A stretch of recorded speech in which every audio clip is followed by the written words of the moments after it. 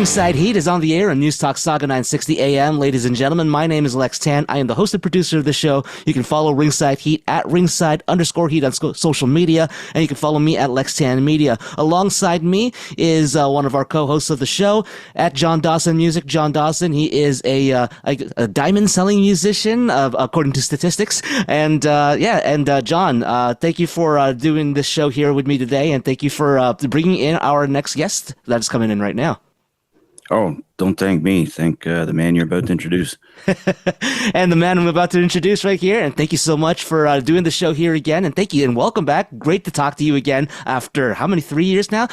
He was the lead writer for the WWF, the WCW, and for TNA Wrestling in the 90s and 2000s. And he is graciously given his time over here and his knowledge, actually. And we'd love to talk to you about all of these things. And more, I guess, in a sort of sense, with the one and only Vince Russo. Vince, thank you so much for being here today on Ringside Heat, and welcome back. Lex, I got to ask you, bro. I got to ask. Please. Is that a natural hair loss or is that a shaved head? Both. Because the reason I ask, bro, is it's so clean. I don't know. Outside of Vincent Price's egghead, I don't know if I've ever seen such a clean, like, do you shave that daily or how's that work? Depends, man. I gotta shave it maybe at the minimum every 2 or 3 days because of the fact that if I shave it any closer than that in terms of time, I'll get severe razor burn and get rashes on my head and cuts and stuff like that. So today was a nice fresh shave, and it's I'm very impressed because it's so clean, bro. Very clean, very nice. There's a reason why my name is Lex. So yeah. I was gonna say that. Is that the correlation, bro? Yeah. Well, it is short for both our names are short for Alexander. So I'm very, very glad to be Superman's arch enemy. Yeah, there you go, bro. Gene Hackman. Did he just pass away, Gene? I don't think Donald so. Sutherland. Donald Sutherland. Yesterday. I know. No, I think Gene Hackman's like 93 or something and still kicking around. What a portrayal of Lex Luthor in Brilliant Superman. Oh my God. All he wanted was Australia. Yeah. What a performance. Yeah, that's where Ed Ferrara got Miss Tessmacher from at TNA. That's right. Yes. Of course. Yes. Oh, I love that callback. I'll tell you though, Gene Hackman, my favorite role of his after Lex Luthor had to be Royal Tenenbaums. Yeah. Oh my God. What about, bro? I remember my father, bro. This is a little Vince Russo trivia nobody's ever gotten before. Man, I remember when I was a kid, bro.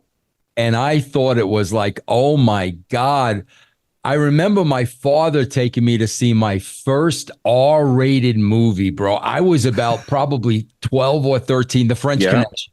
I was wondering if that was going to be that. What a freaking movie, bro. Remember the car chase in that movie? Yeah, man. That's what a movie. Like the original heist movie or something. Like it's it's oh my God, yeah. I haven't watched that in a long time. I should watch. Yeah, great movie. Popeye Doyle. Mm-hmm. Yeah, Saint Jean. Who was it? Was it Willem Dafoe with him? No, was it? Who was with him in that, Hackman? Oh God, I don't. Yeah, I don't remember. Doesn't matter. Yeah. There you go. We got an exclusive. There you First go. R-rated movie. First R-rated movie. Yes, love it. Love it. I don't know what mine would have been. Probably something like Friday the 13th when I wasn't supposed to be watching it. Yeah. I had my dad had like an extensive VHS collection, so I probably like perused some of the things I shouldn't have perused back in the day when I was a kid. So I don't even remember what my first R-rated movie was. James Caan, what another great actor, huh? Oh my God, I love him even in Elf, and he's great in Elf. He's just so great in that movie. We can't just throw him out in the snow. Why not? He loves the snow. He's told me 15 times.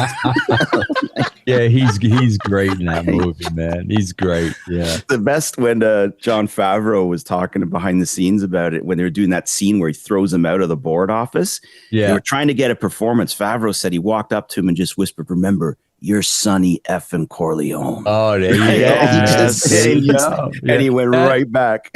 And that's Jon Favreau just marking out, bro. He's just marking out 1,000%, man. Yep. Yeah. Oh, Favreau's another one, man. I love that guy. Mm-hmm. A lot of talent there. Mm-hmm. Yeah, that movie was an instant classic, Alf. Like everything. What a great movie about it. Just hit on all the bases. Yeah. Francisco. That's fun to say. Every year, man. Every year. That and Christmas Vacation. Yeah. Oh, of course. Of course. Randy Quaid, Cousin Eddie. Yeah. Yep. All right. Wow. All right, go ahead, gentlemen. I know. It's a great conversation. Unfortunately, we got to get to wrestling somewhere. Just for a minute. Lex, take it away, bro. That's what I'm here for, man. Whatever you want to shoot at me, bro. It's all good, man. And hey, you know what? It's wrestling's one thing, but it's also fun to talk about different pop culture stuff. We talked about music last time, and now we're talking about movies and actors too. So hey, man, I appreciate just the fun, the fun laid back stuff over here. But yeah, let's talk about who killed WCW, which is Vice released this your episode just recently, and. I gotta say that, hearing you and hearing your take on all of this again, and I know that we've heard all of the things that you've said and all the things that everybody else has said, but what compelled you, first of all, to talk to Dwayne and Danny and do this particular documentary with them producing? Well, bro, I never spoke to them directly. But I'll tell you what happened, bro. It was the same Vice people, the Vice crew, right? Mm-hmm. And what happened, bro, was, bro, I'm not a big believer in the Vice shows, the Dark Side of the Ring. That's really exposing and really having a negative twist on the business. I know why guys do it, bro, because a lot of the guys just need a payday, and I understand that. I'm not a big fan of it. However, they approached me about doing the Brawl for All. And to me, okay, bro, there's nothing salacious about this. If you want to know how the Brawl for All came about and what was behind the Brawl for All, there's nothing, there's no dirt, there's no headlines, there's no sensationalism. So that's why I agreed to do that show. But what happened, bro, was I'm watching that show, and all of a sudden, bro, they try to turn it into a Vince Russo, Jim Cornette angle. And I'm like, really, guys? You told me this is about the Brawl for All. Now we're going to turn it into this. So they called me to do the WCW thing. And the first thing I said was are you guys kidding me? After what you did to me in that first show, when I was there to talk about the Brawl for All, and then you guys are trying to create a Cornette Russo angle, I said, no, bro, I'm not interested in doing another show with the Dark Side of the Ring. And that's when they told me, bro, this is not for the Dark Side of the Ring. This is a totally different show. It's Rock's, a company, this and the other thing. And bro, even at that point, to be honest with you, I didn't want to do it. Okay, guys, because how many times, bro, this was 25 years ago. Yes. How many times are we going to talk about this? So I'm not exaggerating, bro. I gave them a ridiculous price. And I do that too. When people want me to make personal appearances and stuff, I just give them I give them a ridiculous price that I know they can't pay. So it gets me off the hook. Bro, I gave them a ridiculous price, and they said, okay. Wow. So I'm great. Yeah, I swear to God. This company's apparently going bankrupt too. And I'm just like, wow, really? Bro, that's what I said. I'm like, okay. But I do got to say this, bro. They came to my house. They treated me with the utmost respect. They kind of kept me in the loop with the process all along, showing me the trailers and everything that they were doing. So that's why I wound up doing the show. I have not watched the show.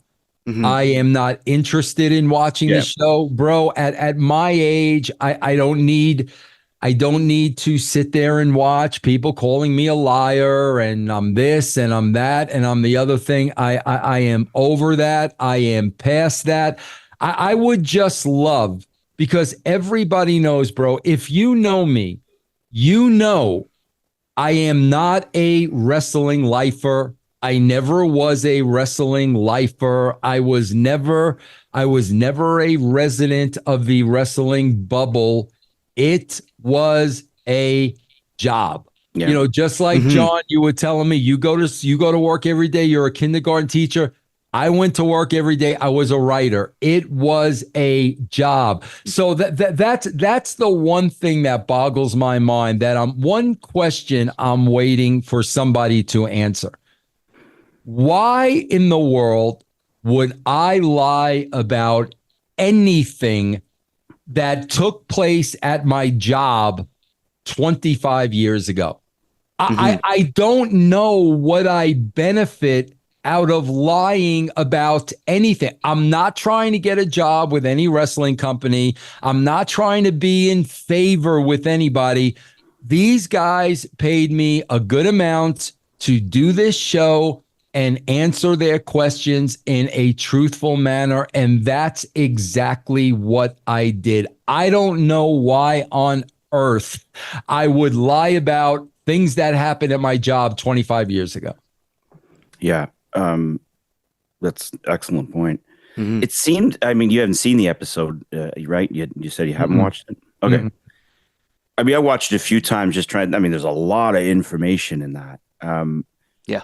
It definitely feels like the whole thought experiment of who killed WCW is ridiculous anyway. There seems like there were a lot of things.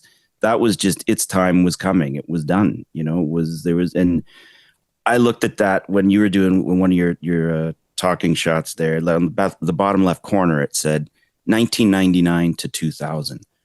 I immediately thought, that's 1 year. Bro, it was of 9 your months. life. It was 9 months. months. Wow. 9 months, bro, because bro, I literally wrote the show for 9 months. Literally. Yeah, see, yeah. You know, and not only why would you lie about your job, but this is such a small part of your life. Right. Why are you even thinking? Why would you make it bigger than it was? Which Absolutely, was bro. And bro, like I said, John, that's why I gave them a ridiculous price, because I thought 1,000% they were going to say we can't pay that. And I would just say, okay, well, you know, I'm so, bro. I didn't participate in that Nitro book. Because that guy wanted me to do it for free, and I'm like, bro, why would what? Yeah, no. why would I do? Like, I don't understand. Why would I? You're gonna make money from this book. Yeah. Why would I? You know, so that's why I didn't participate in that Nitro book. But yeah, bro, they paid me. I told the story, and you know, bro, I do have to say, like, you know. One of the big things I think came out in the documentary, from what I can gather, and bro, you know, I've said this for years, bro. What happened was, you know, my first 3 months there, when it was me and Ed Farrar, I told WCW exactly what the game plan was, exactly what we were going to do, exactly how long it was going to take to get the ratings back up. I laid out an entire plan for them. So, of course, 3 months in, politics and wrestling rears their ugly head. And I am called into Bill Bush's office, and Bill Bush tells me we are going in a different direction, and you're going to be part of a committee. Yeah. And I looked at Bill Bush, bro, cool as a cucumber, and said, Bill, I have a contract. The contract says I am head of creative. That's why I came to WCW. I have no interest in being any part of a committee. So what I'm going to do now is I'm going to go home, and you guys are going to have to figure out how you're going to pay me for the rest of my contract. Yeah. Bro, as matter of fact, as that didn't get hot, didn't get upset, and I went home. So, bro, here's the thing, because Brad Siegel was very dishonest and underhanded, because what Siegel said, and I think this is what came out in the documentary. I get 3 months later, bro, I'm sitting home for 3 months collecting my check. I get a call because the ratings went right back down in the yeah. And the call was, Vince, I need you to meet somebody. Didn't even tell me who I was meeting. I knew who I was meeting. Yeah, there was probably only going to be one guy. Yeah, Exactly. yeah. But he didn't even say Eric's name. I want you to meet. And bro, I'll never forget. It was in Atlanta. It was a restaurant called Hops that is no longer in existence. And bro, I can remember the minute I sat down with Eric Bischoff, bro, it was oil and water. Yeah. We are just two completely different animals. So I took the meeting, and then I get a call from Brad Siegel. Mm-hmm. His exact words to me were, I want you to work with Eric. But he said the opposite to Eric. Yeah, well, and I'm going to tell you why. Oh, sorry, okay. Yeah, now, John, when he says I want you to work with Eric, I can't say no to that. No. Okay. You want me to work with this guy? Okay, I'll work with this guy. Now, Brad knew if he would have said to me, Vince, I'm bringing in Eric Bischoff to oversee you. He knew I would have said the same thing I said 3 months ago. I would have said, I would have said, Brad, with all due respect, I've got a contract that says I'm head of creative. Nobody's overseeing. He knows I would have said that. Mm-hmm. So the fact of the matter is, he said that to Eric. He told that to Eric to bring Eric on board. So Eric, in his mind, thinks he's my boss. He never said that to me, knowing I would have said. I was just going to ask if you two communicated about that particular deal point. Never.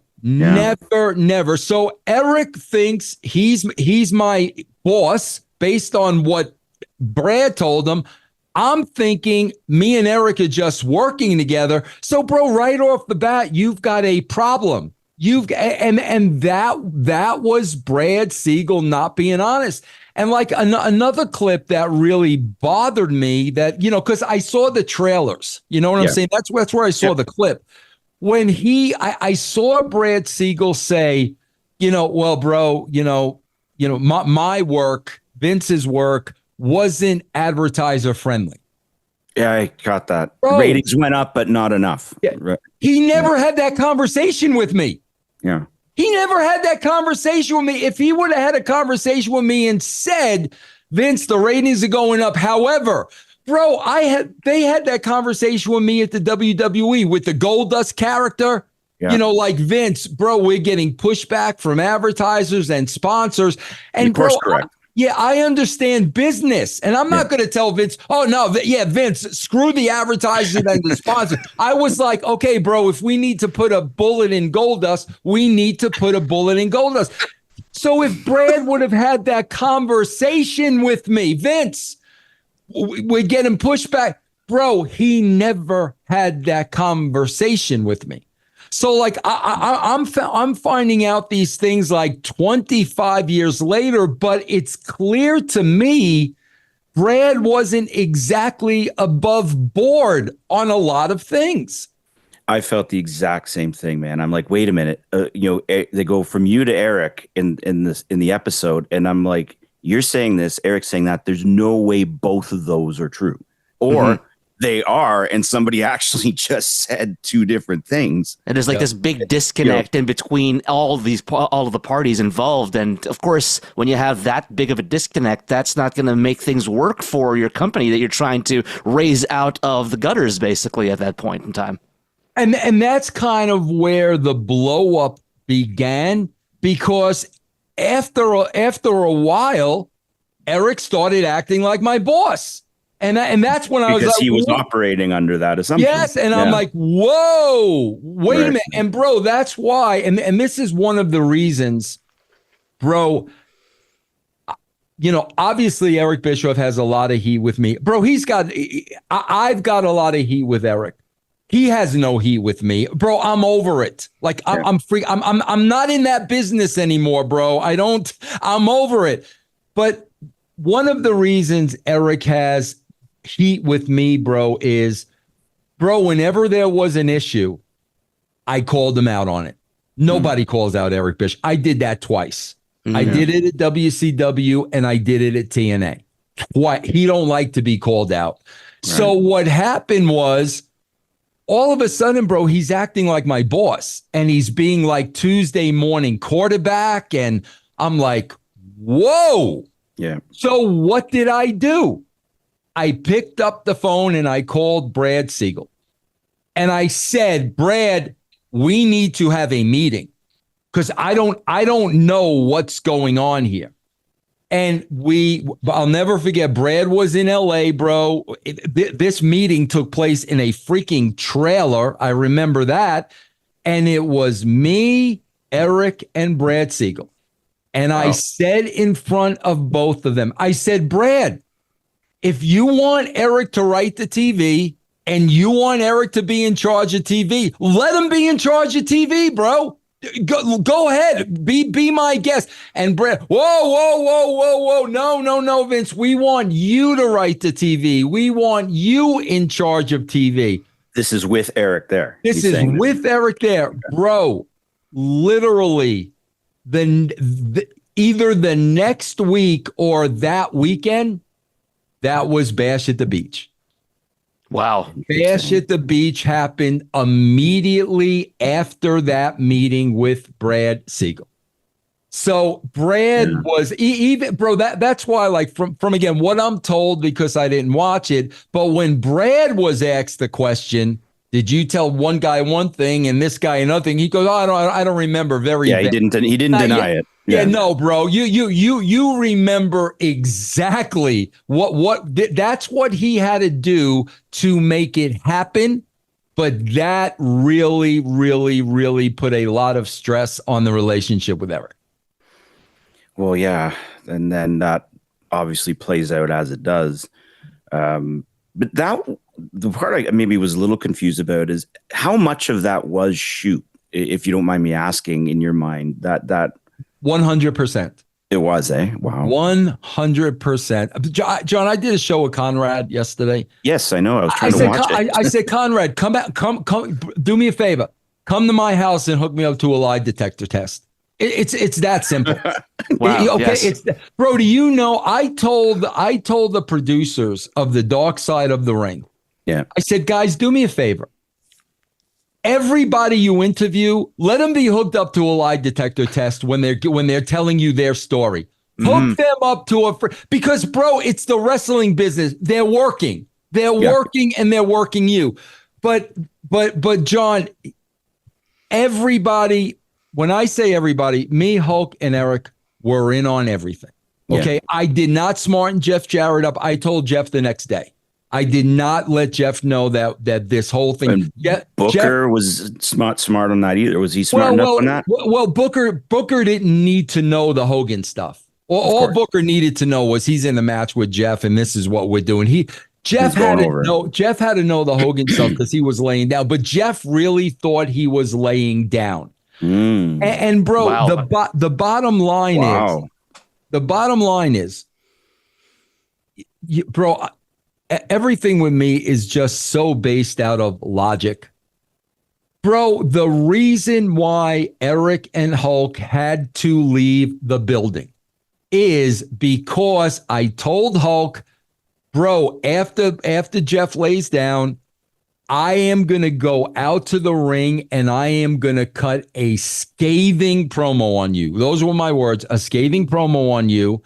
And I'm going to basically say, you know, that match meant nothing. I had to be able to set up Booker and Jeff. Yes. And Hulk looked at me and said, oh, brother, I like that. And then I'll have a belt and Booker will have a belt. And then we could have, I said, Hulk, let's talk about where we go from here after these TV. Right. Let's get out of this first. Let's get through this and we can discuss that, you know, after TVs. And bro, that's why they left the building. Because when I went out there and cut that promo, if they're still in the building, Hulk has to come out and kill me. Now, bro, here's the thing, John. Here's the thing. I didn't tell Hulk what I was going to say in the promo because I didn't know. Right. I didn't know. Bro, I never in my life wrote a promo for myself. ever at any company, bro. I went into the ring and I literally put myself in the moment. I worked off of passion and I worked off of emotion to make it as real as possible. So I didn't know what I was going to say in the promo. All I knew was I got to make sense out of this Booker Double J match. That was the whole point of the promo, to make sense out of that match. But that's why they left the building, bro, because if they didn't, you would have had to die. Yeah, I would have had to die. That's why they left the building. So for them to say, well, whatever, we didn't know, whatever. I mean, come on, guys. And again, I'm just going to go right back to why in God's good name would I freaking lie? What do I gain by lying about it? Yeah, I love and when you went out there, and like, I think the line that jumped right out was, "I came back for the bookers," you know, for the. And I was like, and that's nice. The truth. That was the truth. Which is probably one of the your entire body of work as a writer, that notion of, I don't know, it's the New Yorker in you, or whatever, the punching up against the people keeping you down. You know, like you have had that. I thought the Millionaires Club and the New Blood thing was a really cool angle. Like, it was the wrestling business. So that line, I felt very true to what I see of you in general. But they did not frame it like it was worked in that episode that I recall. They made it look like, oh, then Hogan's just at home seething, bro, because he didn't know. Well, no, I'll tell you why he was home seething. Bro, he was home seething because everybody thought it was real. Yeah, well, there you go. All of a sudden, bro, Hogan's reading the internet, and now it looks like Vince Russo got over on him. That's why he was seething. And bro, that's why I made the comment that I was better than 80% of the WCW roster, because bro, Vince. you guys still believe that was real. No matter what I say, no matter how many times I tell you, bro, that was a work. We were all in on it. You guys still think that was real. And that's why I was better than 80% of the roster. That comment was hilarious. I was watching that blow up over the last. Oh my God, bro! Bro, when you say something like that to freaking wrestlers, oh my God, do they get their pan? Because you know why, bro? Like, in their minds, they're the only ones in the world that can do this. Like, bro, work wise, absolutely. I could never be a wrestler. I would be the biggest sissy man. And that's not what I said. That's not what I said. But bro, don't tell me, just because you're a wrestler, you can generate more heat than I can. You can be better on a microphone than I can just because you're a wrestler. Come on, bro. And bro, listen. I was being generous because I would say today I'm better than 90% of the WWE and AEW and the entire industry. It would be 90% today. Mm-hmm. Yeah. Well, all you got to do is look at a Paul Heyman for proof of that theory, right? Like, Yep. And there's something that actually kind of jumped out at me when you were just talking about this just now. That when something that I found was such a, I guess, a hit, or I guess what was the most controversial things that have happened in the past maybe 20 years, like past the WCW days within WWE and so forth, is that when the lines are blurred between kayfabe and shoot, it's something that catches the attention. And seems like, and correct me if I'm wrong, it seems like before you did that in WCW, where you blurred that line, where people, where your Hogans and your Bischoffs thought you were shooting when you were doing where you were just completely working the whole thing in order to get an angle across. It seems like it didn't happen before you, and then after that, like we see the blurring of the line with Edge and Matt Hardy and with Lita. And then eventually with Triple H and Daniel Bryan, et cetera, and it seemed like you set the precedent for that. You said for that blatant blurring of the lines, and that's something we're seeing in social media today. Yeah, bro, because again, man, the objective is to make people believe. So, bro, if you have shreds of reality and it becomes real to you, it's easier for you to make an audience believe. Now, Lex, the reality of the situation is when I go out there and said, I got a wife and kids at home, I don't need this. That's real. Yeah. That is 1,000% real. I didn't care how much money I was making. This was not worth my headache. That is 100% real without a shadow of a doubt. So when you can sprinkle reality into any storyline or any promo, people are going to believe it. But bro, listen, like I said, I first of all, I don't know why I'd lie about it. Those guys were in on everything. It went down exactly the way I laid it out in the trailer. Exactly the way.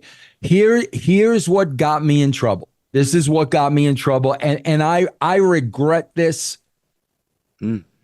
But to this day, I still think I had no other choice but to make this decision. I told Hulk, when we get back from TV, I will call you and we will discuss where we go from here. Mm-hmm. I meant that with all my heart and soul. I meant that with all my heart and soul, because remember, I told you, oh yeah, he said I'd have a belt and Booker would have the belt. And I said, Hulk, let's talk about that when we get back. Yeah. Bro, I had every intention in the world of calling Hulk. When I got back to Atlanta, Brad Siegel called me in his office. He said, Vince, what happened at the pay-per-view? I explained everything to Brad. Brad said to me, how did you leave it with Hulk? And I said, Brad, I told him I would call him and we would discuss where we go from here. Brad Siegel, bro, the head of TBS, the head of TNT at the time, looked at me and said, Vince, you can't call Hogan because I can't afford to put him on our TV show. Whoa. So wow. I did not make that call to Hogan that I promised. On counsel of Brad Siegel. On counsel of Brad. So now Hulk is looking at the people think I got over on him. Everybody's believing this was real. And that SOB said he'd call me, and he didn't call me. That's where the defamation of character lawsuit came. And I got to tell you, John, I sit here today and I'm going to pose this question to the both of you.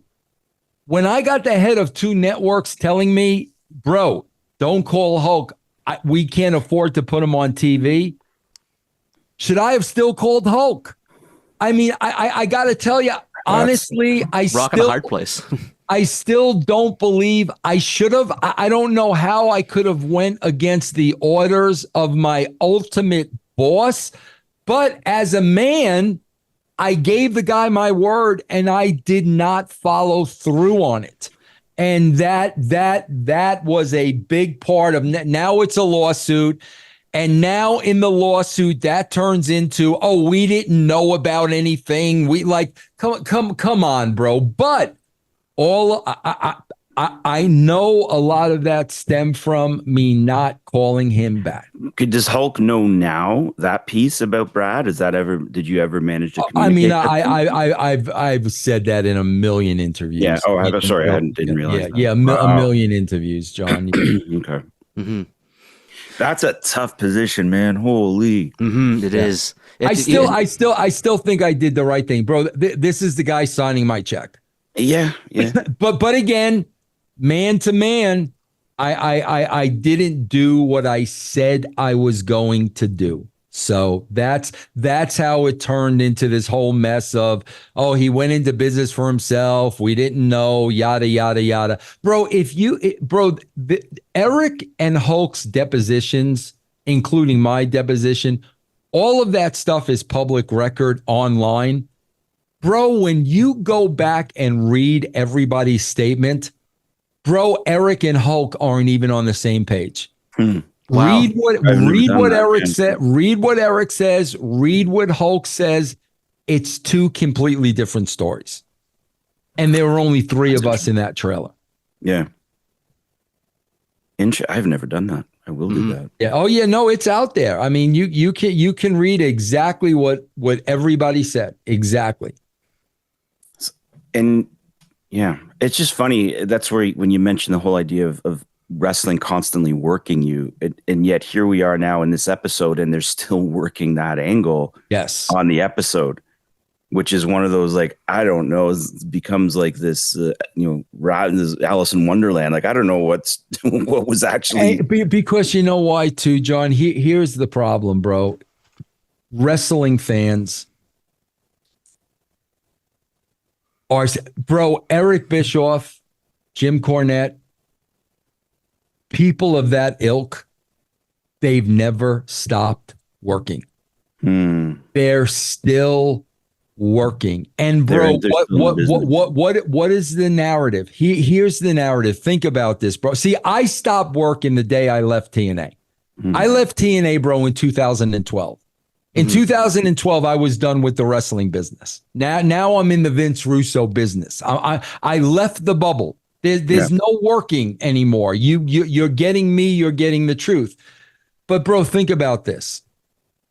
You got your wrestling marks.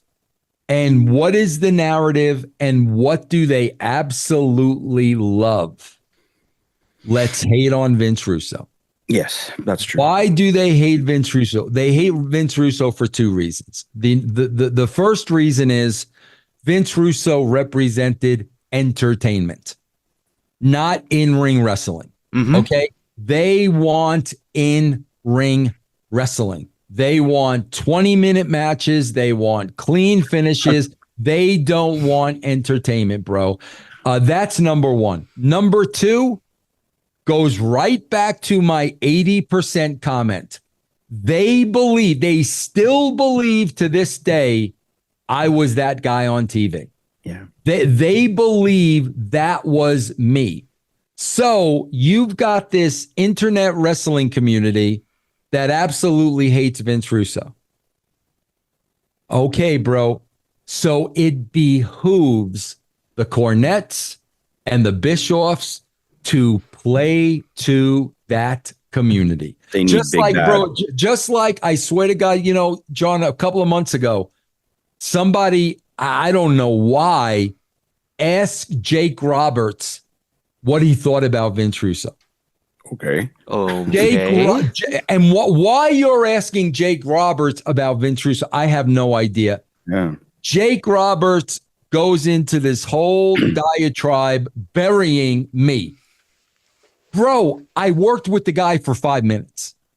He knows nothing about me. He knows nothing about my work. He doesn't know what angles I booked, but why is he doing that, bro? Because that's the narrative. Exactly. And that's why they're asking you the question. They're asking you the question because they want you to bury Vince. You are still working, bro. So what are you going to do? You're going to feed right into that because I want them to like me. I want to get over with them. I want them to listen to my podcast. The more people that listen to my podcast, the more money I get. But the problem is, bro, I'm always caught in the middle of this because these guys are working. I know they're working. I understand why they're working, but the wrestling marks don't have a clue. They don't have a clue. They are still being worked by these people. And that's why, I listen to this and I'm like, okay, bro, Eric Cornette, they need to get over with that audience. And I understand that because this is what they do for a living now. So it doesn't bother me personally. But now when, all the marks eat it up, bro, and don't understand they're still being worked, that's when, to me, it really becomes overbearing. Yeah, a couple of things jump out as I'm just listening to you there. One, the internet piece. There's a great B-roll when it went right after the Bash of the Beach thing when it's about to talk about Hogan blowing up. There's just this B-roll of this guy slamming a giant like Mountain Dew on the table and jumping on a keyboard. I'm like, and there it is. That was just, I was like, that was so well placed.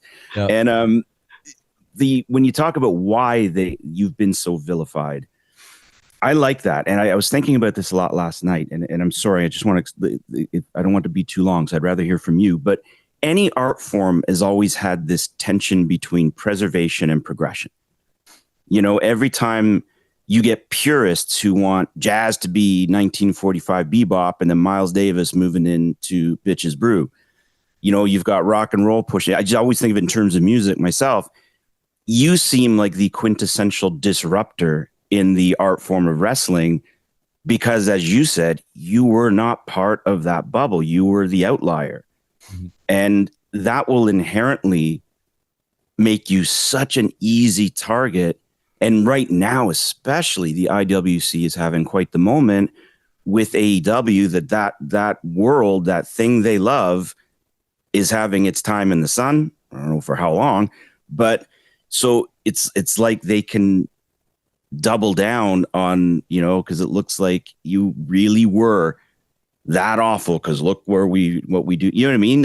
I'm trying to say that you're such an easy target because of that role, but you need disruptors. You need people who are going to go, let's go somewhere else, or the thing just dies.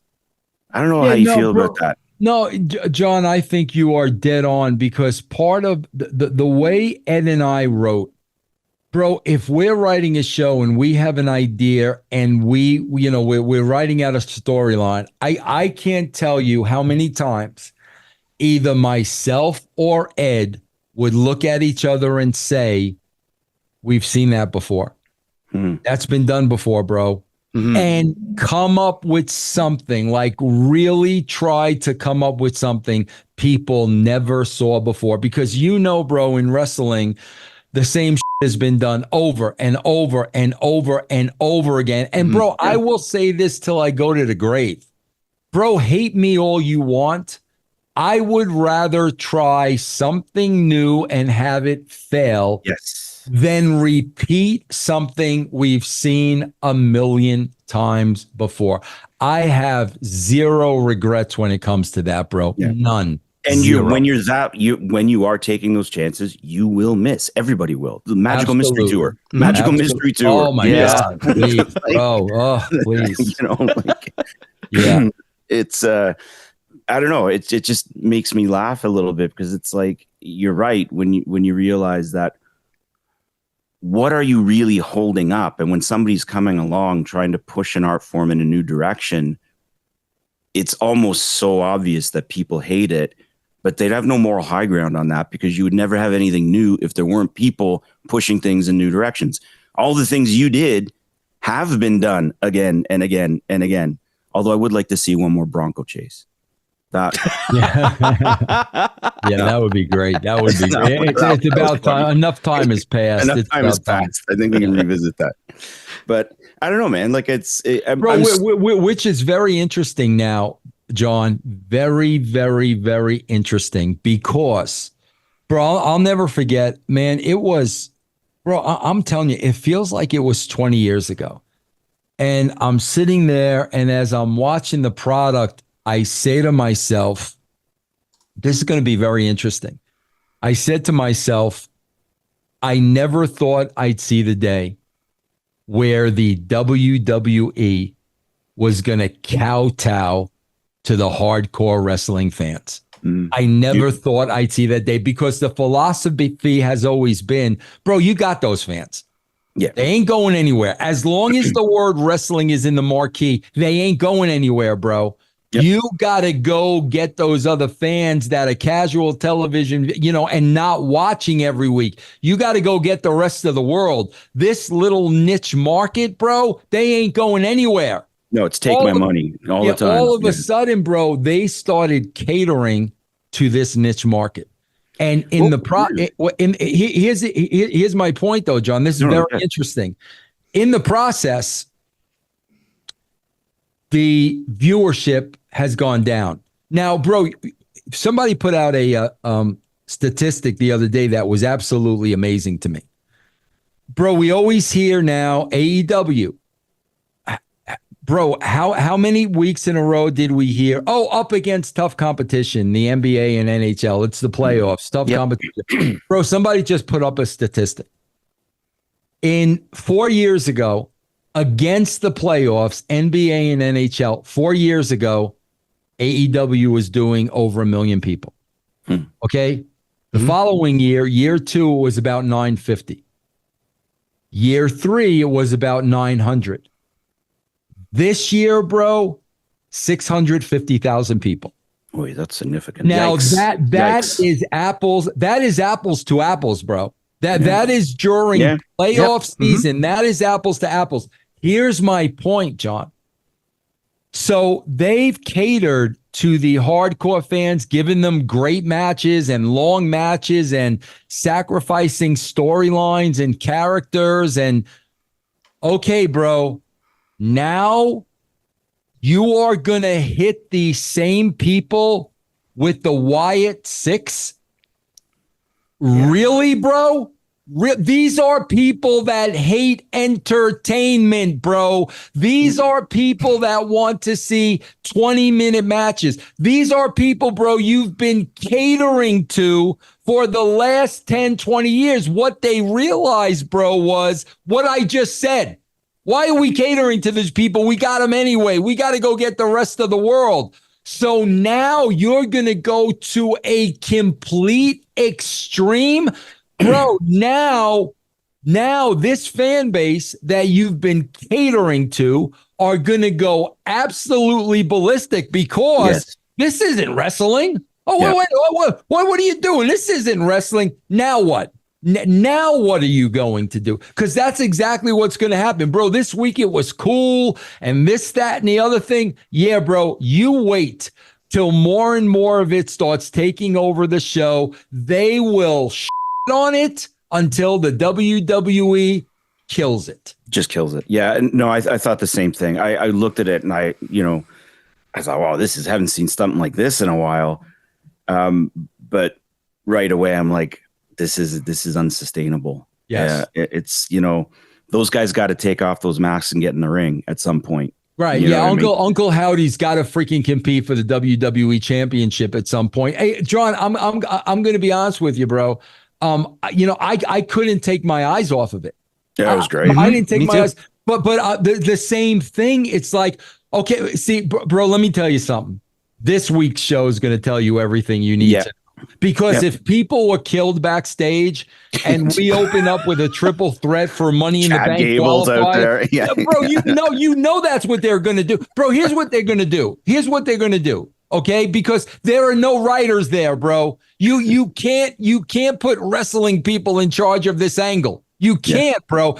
Bro, this is what they're going to do. You're going to see the last 5 minutes of the show for the next 4 weeks. You're going to see the same thing repeated. They are going to open up Raw this week like nothing happened last week. Meanwhile, people are dead in the back, and we're going to put our focus on the Money in the Bank. I'm pretty sure Chad Gable was shot in the temple. Exactly. But bro, because like I said, man, they're not writers. They're not writers. They're wrestling people, bro. So we're going to have the bird face and Uncle Howdy against freaking New Day in 3 weeks, man. Wow. Yeah. The Wyatt Six against DIY. It's coming. Yeah. Yeah, man. I thought the same thing. I loved seeing it. I loved the look. And I was just like, and of course, bro, you want it to work. But 100%. Bray's little brother. Oh my God, why wouldn't you want this to work? Yeah. But bro, within the context and the restrictions of wrestling, bro, everything would have to be done 100% cinematic off campus. Or almost a story within a story. Once you combine these two worlds, bro, good luck. Good luck. Yeah, and I wonder, I think the only thing that'll give this with the very, very fickle fan base, there might be a little bit of grace given because of the Bray sympathy. Yes, like, I you know, agree. we're going to give it time for Bray. Yes, I agree. But you're right. If they were to do this right, keep this. I think even Bully Ray was talking about stuff like that. Like, you should almost never see these guys. Agreed. Absolutely. You know what I mean? Like they've got to be so protected, you know, and even my oldest son, I love his, he said, we think they know who they are. He goes, I don't want to know. Right. Yep. He didn't want to see doesn't want to know their real names. He doesn't want to know their real faces. He just wants to see the characters. I'm like, okay, wait a minute. That's neat. Yeah, I agree. God, please protect this because it's got a lot of potential. But I mean, bro, come on, bro. Look at what they did with Retribution. Yeah. Like, guys, like, bro, I wish them all the luck in the world. I couldn't take my eyes off it this week. Everything they did was top notch. But my God, bro, if you open up this week like a regular wrestling show, it's dead in the water. Yeah, I agree. It's where you go from here is key. Yeah. We're at an hour, Vince. I know you're not at an hour, bro, because I got a cup of coffee. We started late, so we got 15 minutes. Good. Oh, brilliant! Thank you. Cool. There's so much coming at me when I'm thinking about this. As you have moved on, because I know you're not in the business, it's not in your heart, but I did watch your Twitch the other day and watch you do a watch along of Rocky Mountain Pro. Right. I love the fact that in the arc of Vince Russo, you know, as a teacher, I love this. It's like there comes a point where all of your life experience, it's useless to keep it. Right. You have to give it away.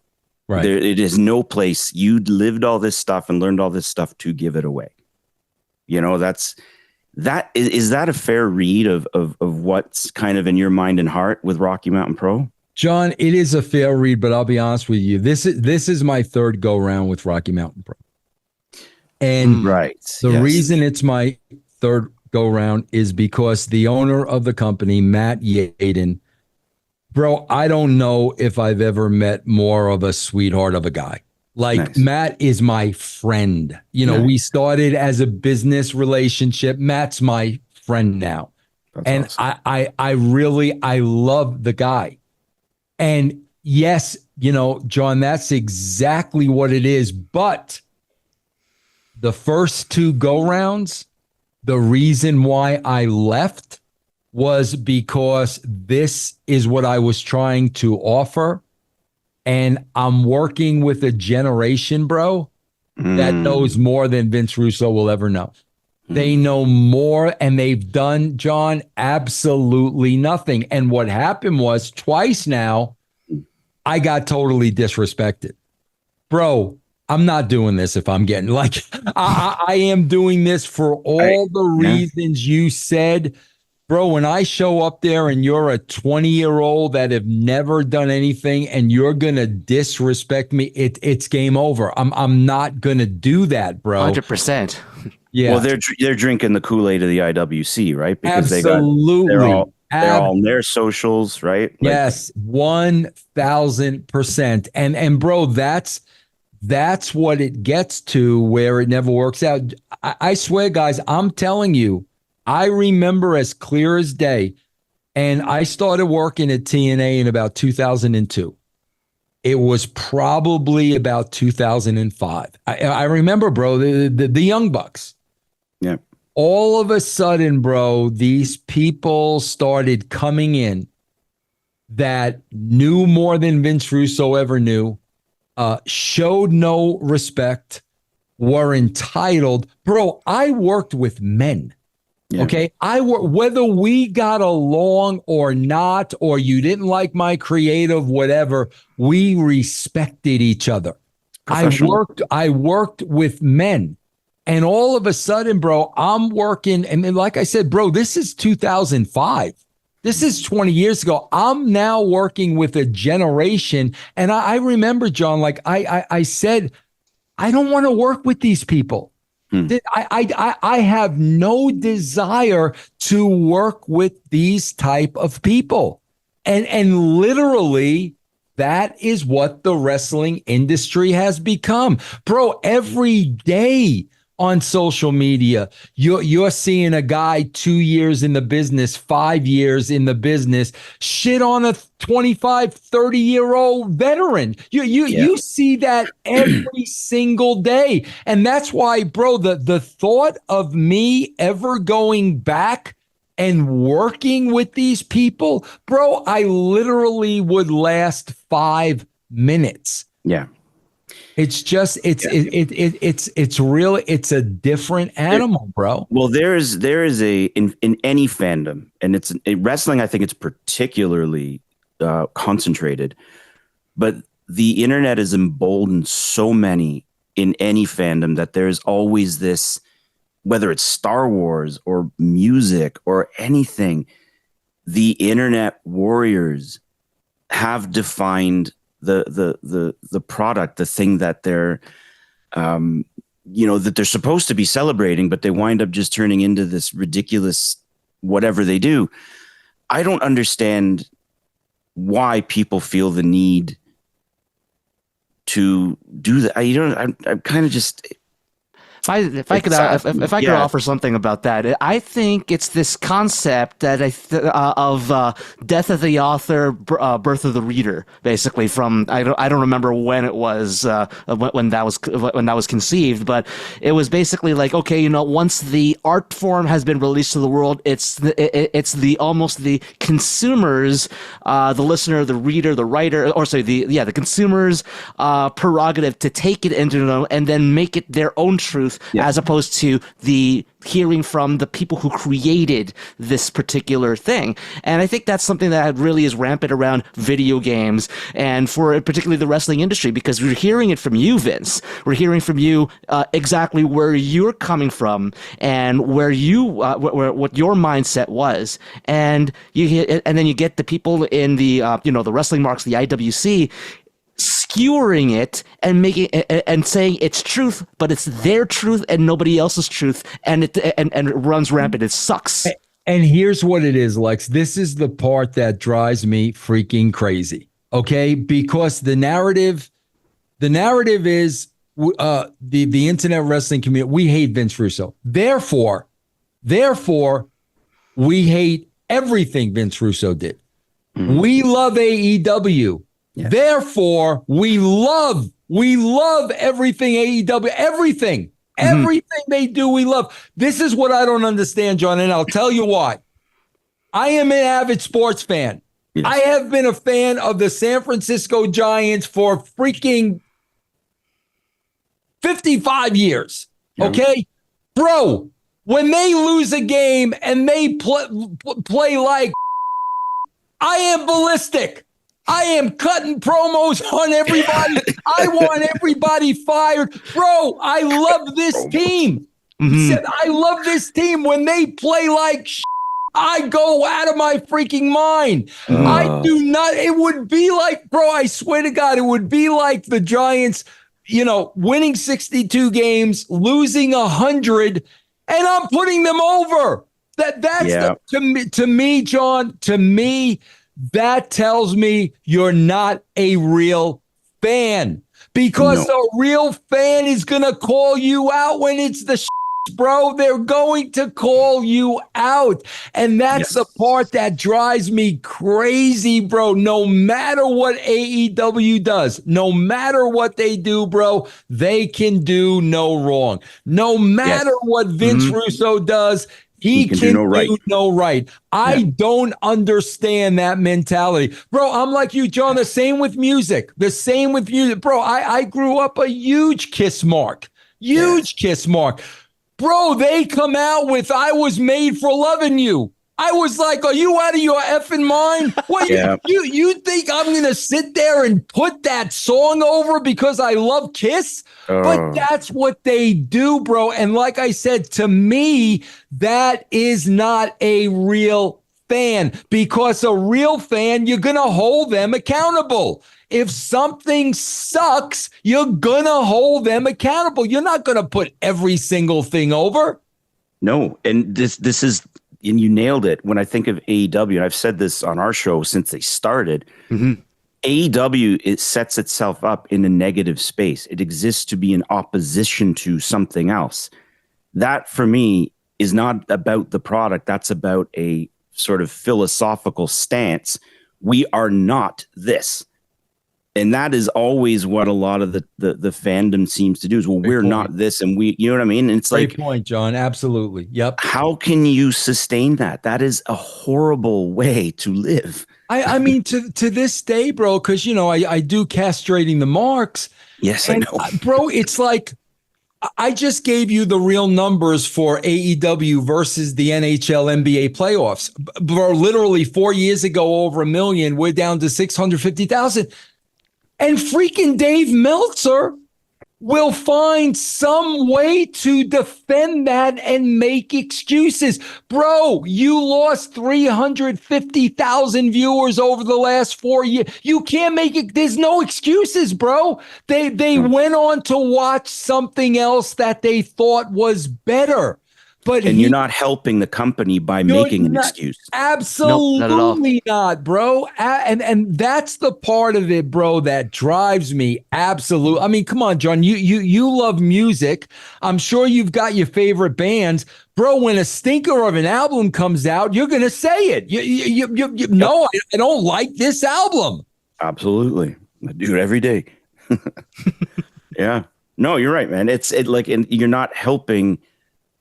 It's like man, if you're going to do that to anybody you love, you're just going to say everything they do is okay. Like, no, man, you've got to hold people accountable. Right. For justice, for their own sake. And to make it, John, to make them better. Yes. To make them better, bro. Yeah. How are they ever going to get better if you keep putting every single thing they do over? Because then they stay in the bubble, and I'm finding this with and AEW galvanizes the worst of fandom in my mind, and it has since it started. And they just stay in their bubble, and because but everybody's just a hater who comes after them, right? Like, really, no, man. How about there's some legit criticism? I've always been a WWE fan, but have I liked everything they've done? No. I have no problem not watching. I mean, John, I review like every 2 weeks. I review the Attitude Era. Yes, bro. Yeah. I look at my own and say, bro, why did you do this? Why didn't you do my own stuff? Like I'm looking at 100%. Criticizing. Mm-hmm. Yeah. But an artist will do that. I don't look at anything I've ever composed or written and say every single one of them's a gem. Yeah, there's some absolute turds over the years, I just don't understand the mindset of everything is awesome. Yeah, it seems to be more about the sociological phenomenon of needing the tribe, and I hate to use that overused tribalism thing, but it really does resemble that it's just a tribal identity. Yeah, it's not about the wrestling; it's about we love the same thing. Therefore, I'm justified because you are affirming me. And forget about everybody else, and I'm staying in my own little dome.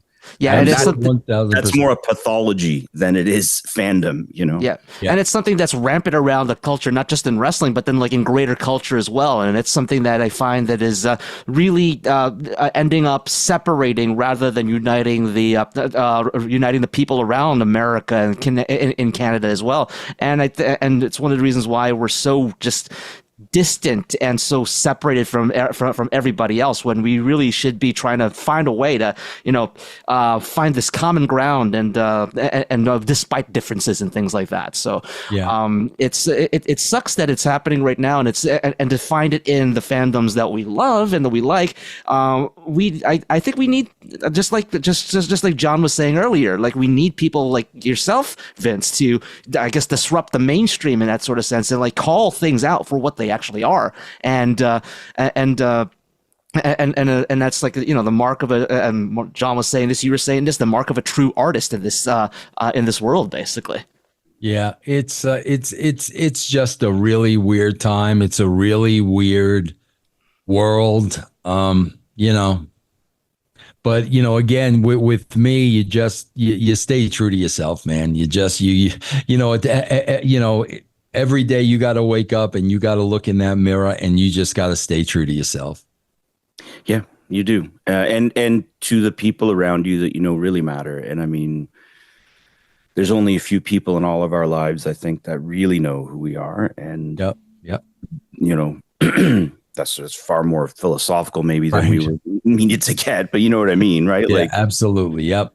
Yeah. You know, I got to ask, you're a grandpa, right? Yep. And I mean, that's got to put a whole different perspective on everything. Absolutely, bro. Of course it does. Like, I mean, that's why, like, a lot of times, like, I'm like, you know, bro, I'm 63. I'm trying to save my way to retirement. I am a grandpa. You know, all the time when I'm not podcasting, I spend with either with my wife or my English bulldog. But yet, I'm gonna lie about that happened 25 years ago. Like that it's like it's people incongruous. They have they just have absolutely no clue. But you know, again, you know, John, it just goes back to, you know, you just got these lifers, bro, that just continue to live in that bubble, and that is their real world. Yes. Like they need you to play your role. They need you to. You have to be lying, because if you tell the truth, all of a sudden the script is flipped. Exactly, 1000%. And like I said, bro, when I walked away from the business, I walked away. The work was over. Okay, you're going to get Vince Russo now. I'm not the guy on TV. I'm not, you know, trying to get heel heat and trying to. It is over, bro. So you're going to get me. And unfortunately, bro, we live in a world, and especially the wrestling world. Honesty is not going to make you popular, bro. It is not going to make you popular, because you're living in a world where there are a lot of workers, there are a lot of liars, and when you're the guy telling the truth and you can expose certain things, they're going to do everything they possibly can to squash you. Yeah, that sounds typical of a lot of. Yeah, I mean, wrestling for sure, but I mean, you can see that at work in anything, right? Like people generally don't want the truth about things, because the truth is, one, it's far more complex, and it can be challenging.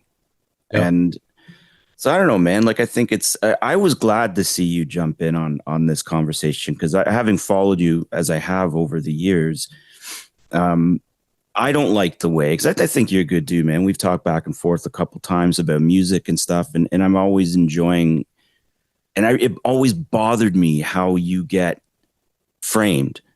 You know what I mean? And so I'm glad you kind of came out and shone a light on some things that would, like, this wasn't about Vince Russo. This is much bigger.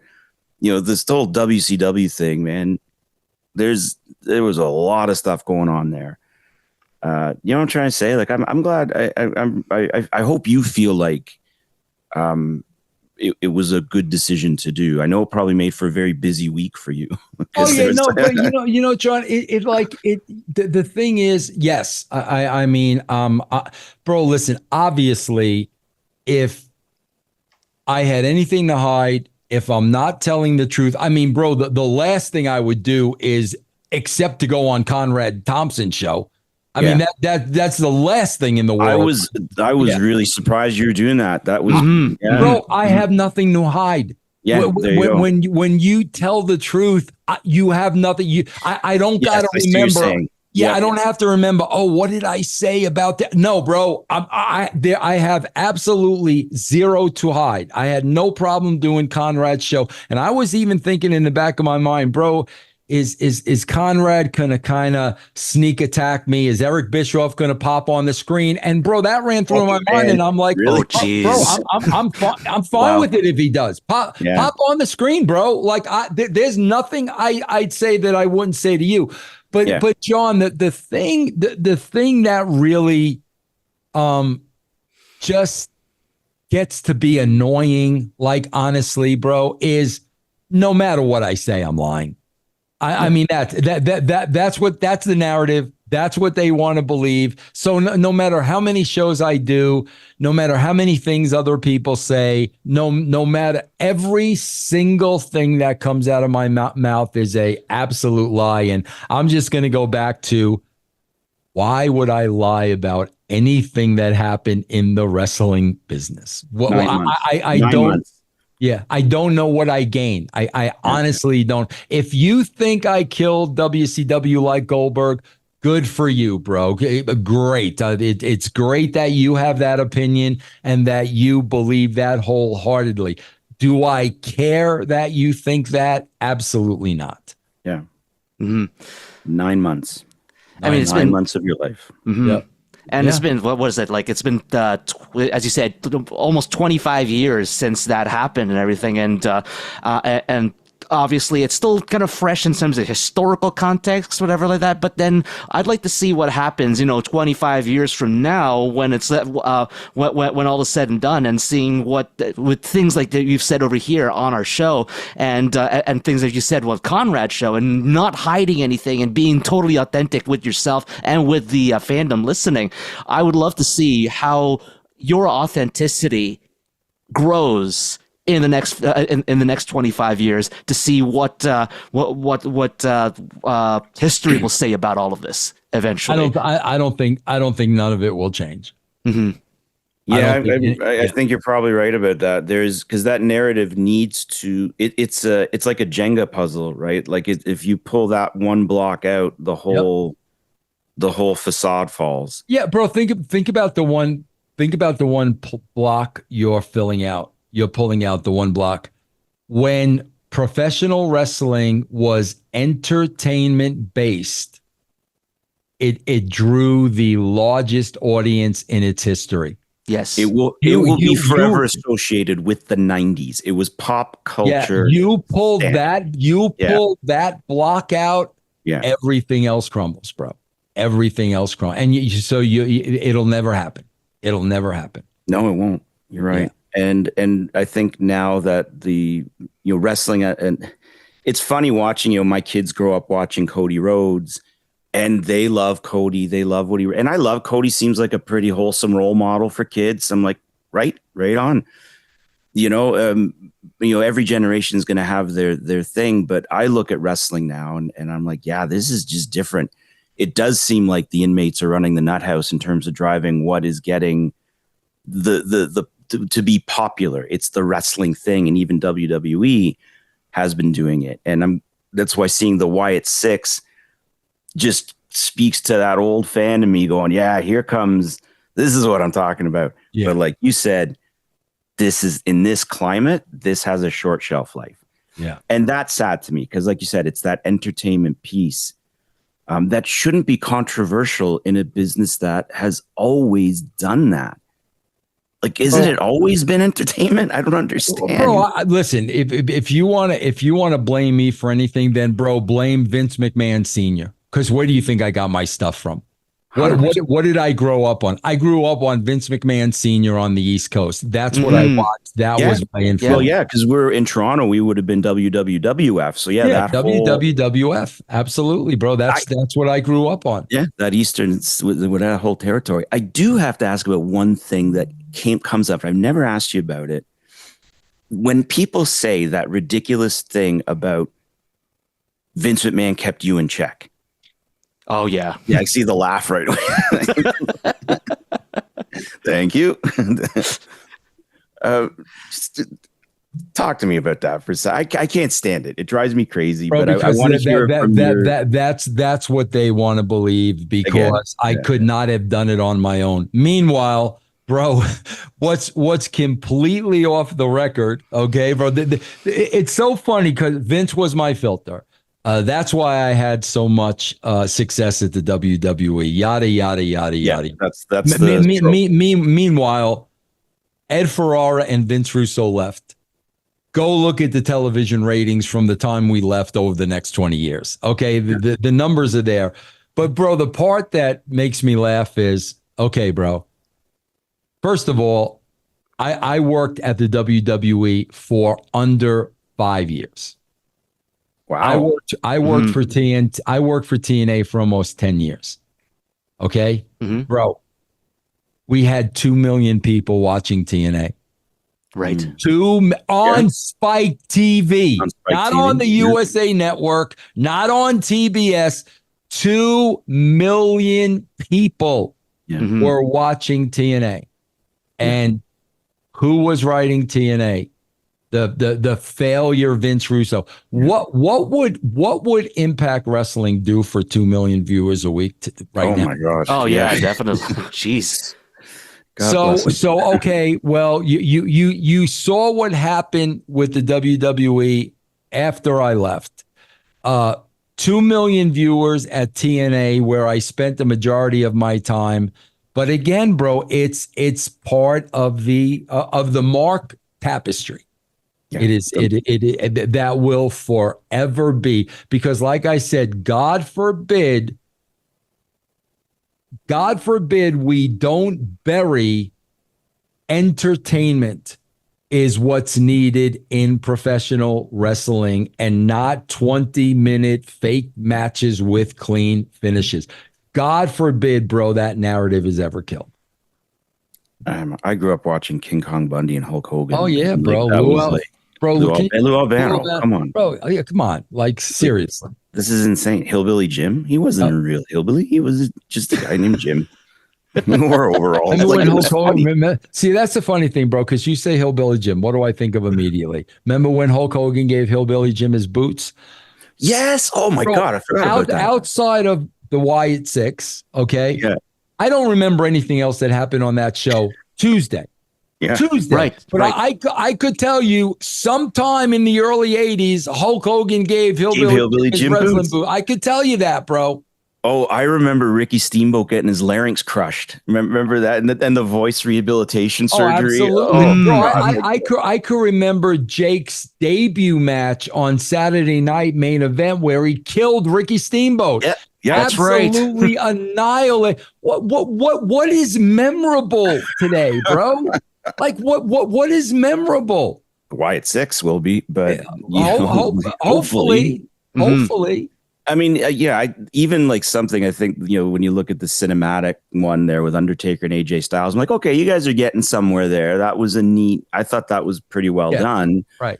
But we're not going to see that kind of thing. No. Ever again. There's some nice storytelling with The Rock. I thought he did a nice job this year. Bro, that's another thing too that I was going to mention. My God, bro, there was such a clear, without a shadow of a doubt, 4 weeks of a huge spike in numbers, bro. Massive. And it was all because it was can't miss TV. Bro, yeah. I felt it I saw it in my business. I saw it with subscription. Is that right? Absolutely, bro. That's during those 4 weeks, because of one single guy. Yeah. And he's the one who gets it. He's the one who gets what entertainment actually is. Absolutely. Talk about skill, where you can take one of the most beloved actors on the planet and actually he can convince you to hate him for an hour a week. Think about that. Absolutely. Like, that's not rope work. You know what I mean? That does exactly. that. Yeah, exactly. Yeah, absolutely, man. Anyways, man, I know we're probably out of time with you here. I could talk to you all day, man. I really, really enjoy it, but I don't want to keep you. Well, I appreciate you guys having me on, and I enjoy talking to the both of you guys as well, man. It's a pleasure, man. Hope we'll have you back again. And very honored as well, just to because I think I've said this in the previous time we've chatted with each other, that because of your artistry and your penchant for entertainment, it's one of the things that helped me get into the idea of wrestling, and to be able to be able to appreciate not just the wrestling part of it, but like every part of it as well, the entertainment. And it's affected my life in terms of when I'm on the air, when I'm on stage, and everything. And that's and I'm glad that I get a chance to just talk with you and hear from you, your authenticity and your story, and the things that you have in your mind, and really appreciate you spending the time with us here today, Vince. Thanks, man. I appreciate you guys having me, and anytime, man, just let me know, bro. Thanks, Vince. I got to tell you, as we were sitting here talking, I got a notification. The first shipment of my first vinyl album dropped on my door. There it is. Bro, I gotta get one of those, bro. Can I send one to you? I'd love to give you one. They literally just showed up. I'll put it in the mail this weekend. I would love for you to have it. Yeah, absolutely. 100%. No, I'd love it, bro.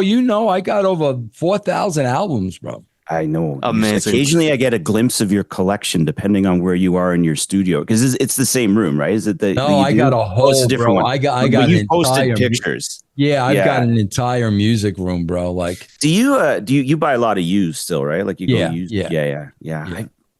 I got to do that more. I got suckered into buying the 180 gram vinyl, but it's so expensive. Oh, it's crazy, man. It's like, the price of vinyl is nuts. Beatles records. I'm trying to rebuild my Beatles. I have original pressings from my dad, but they're just beat to crap. Yeah. But the new ones are like, there's like $80 for the white album. It's crazy, man. Yeah. It's crazy. But yeah, I'd love to get a copy of that, man. Okay, done, cool, man. Thank you. I would happily. Thank you very much. Mm-hmm. All right, my friends. Yes. Yeah. Ringside Heat on News Talk Sauga 960 AM on your favorite podcatcher and on YouTube. Thank you so much for tuning in, for listening, for clicking on the video podcast and also on our regular on our audio podcast. Thank you to John. Thank you to Vince Russo. Vince, where can our listeners follow you, and how can they stay in touch with you? Yeah, guys, right now, man, if you've never been like a Patreon member and you go to our Patreon right now, you can get a free week, man, of Russo's brand and sample all the shows. Just go to patreon.com/Russo TWC and grab your free week, bro. It costs you absolutely nothing. Nice. That's a good deal. Yeah. Cool. Well, and thank you everybody for listening, and we'll be back next week with more wrestling talk. Just make sure that you, if you like what we do, like, share, subscribe, and buy us a coffee, and support Vince Russo as well, because he's got some great stuff that you want to listen to and you want to interact with as well. This is Lex Tan at Lex Tan Media, at Ringside_Heat, John at John Dawson Music, Vince Russo as well, right here with us, and this is Ringside Heat. We remember the things that you probably forgot.